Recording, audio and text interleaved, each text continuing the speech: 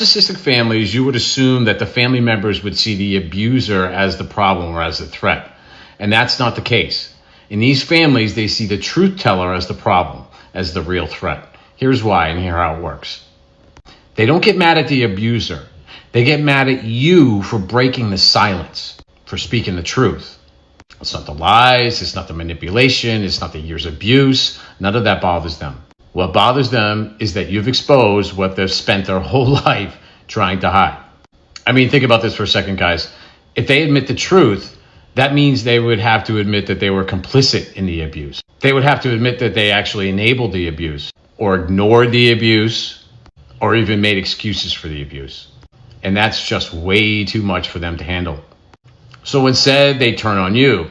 You're ungrateful, you're crazy, you're mentally unwell, you're unstable, you're too dramatic, you don't remember it right. They're going to do or say whatever they need to do or say to protect the illusion that they've created for the outside world. The illusion that they've created to gaslight themselves so they don't have to face it. You see, in these dynamics, in these family systems, it's the scapegoat. It's you that becomes the problem, not the abuser.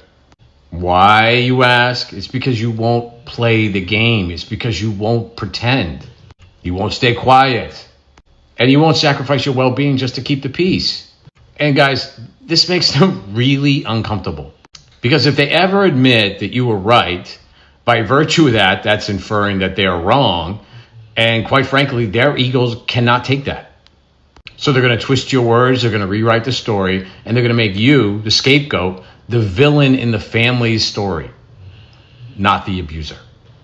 But now you know better, and you're not alone.